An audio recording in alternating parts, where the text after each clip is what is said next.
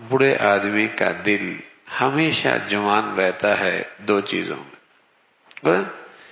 کہتے بھی لوگ ارے میاں ابھی اس کا دل جوان ہے، ٹھیک ہے بال سفید ہو گئے، اعصاب کمزور، دل جوان ہے.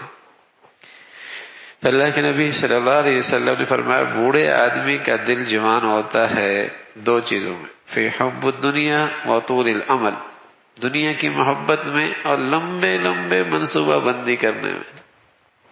اتنی امیدیں ہیں، پتہ نہیں ایک کوئی گارنٹی لے کے آیا ہے 1000 سال کی عمر کا، طے کرا کے آیا ہے کہ 1000 سال جینا ہے، تو اس کے منصوبے اور اس کی لمبی لمبی امیدیں. لا یزال قلب الامی، حالانکہ اللہ کے نبی صلی اللہ علیہ وسلم نے بتایا 60 سال کے بعد بندے کا عذر کا کوئی حق نہیں ہے. کیونکہ نا کہ اب اللہ جوان ہوتا نا، بوڑھا ہوں گا توبہ کر لوں گا، تو بڑھاپے میں کہ پھر کیا کہے گا، اب کب توبہ کرے گا؟ جوان ہوتا تو آدمی کہ یار ٹھیک ہے کچھ عرصے کے بعد ٹھیک ہو جائے گا، معاملات ٹھیک کر لیں گے. بڑھاپے میں اب کس کی انتظار کر رہا ہے؟ فرمایا 60 سال کے بعد تو اللہ کے ہاں عذر کی بھی قبولیت کوئی نہیں. عذر پورے ہو گئے، 60 سال دے دیے،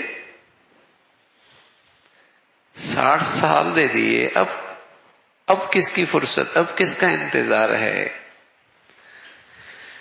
میں عرض کر رہا ہوں کہ اللہ کے نبی سے بڑھ کر بیماریوں کی تشخیص کرنے والا کوئی نہیں، آپ سے بڑھ کر انسانی کمزوریوں سے باخبر کوئی نہیں، اور سچ یہ ہے کہ آپ سے بڑھ کر اس امت کا مہربان اور شفیق کوئی نہیں.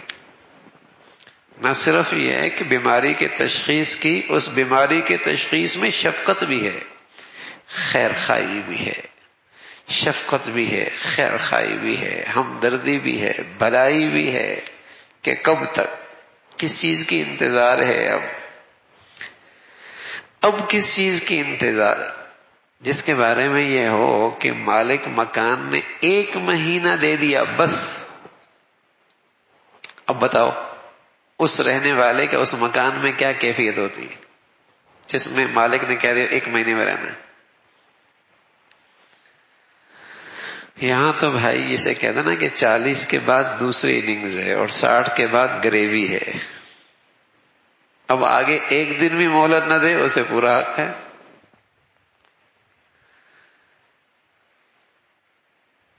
عذر پورا ہو گیا. وَمَن نُعَمِّرْهُ نُنَكِّسْهُ فِي الْخَلْقِ أَفَلَا يَعْقِلُونَ. کیا خوبصورت قرآن کی آیت ہے، وَمَن نُعَمِّرْهُ نُنَكِّسْهُ فِي الْخَلْقِ أَفَلَا يَعْقِلُونَ. ابھی بھی نہیں سمجھے؟ دیکھتے نہیں تمہاری اس جسم میں، اس تخلیق میں کیسی کمزوری آئی، کیسی کمزوری آئی. پہلے کیسی قوت تھی، پہلے کیسی طاقت تھی، پہلے کیسی جوانی تھی، ایک کمزوری آتی چلی گئی. ابھی بھی نہیں سمجھے؟ افلا یعقلون، ابھی بھی نہیں سمجھے؟ تو رسول اللہ صلی اللہ علیہ وسلم نے اپنی امت کی خیر خواہی میں یہ بات فرمائی ہے کہ یہ کمزوریاں انسان میں رہتی ہیں، ان پہ اس کی توجہ رہے. یہ کمزوریاں رہتی ہیں، بیماریاں رہتی ہیں، ان پہ اس کی توجہ رہے.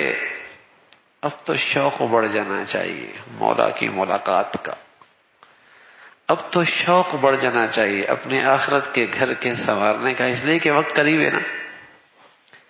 جیسے وہ بوڑھا زندگی بھر جو کاشتکاری کرتا ہے اپنے کھیت میں، زندگی بھر کاشتکاری کرتا ہے اپنے کھیت میں، اور جب وہ باڑ بھی لگاتا ہے، پانی بھی دیتا ہے، کھاد بھی دیتا ہے، اور اس کی حفاظت اور دیکھ بھال اور نگرانی بھی کرتا ہے، پھر ایک وقت آتا ہے اس کا وہ کھیت تیار ہو جاتا ہے.